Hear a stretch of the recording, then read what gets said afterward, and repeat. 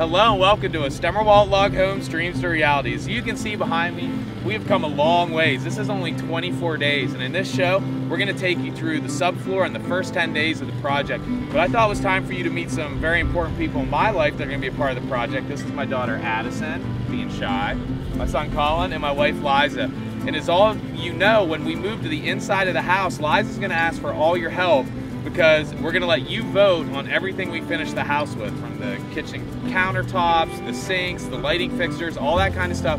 So Liza's going to pick her favorite out of all, and she's hoping that you'll help her out. So behind me again, this show is all about the first 10 days of these logs going up. We hope you enjoy it, and thanks for joining us on the Stemmerwalt Log Homes Dreams to Reality.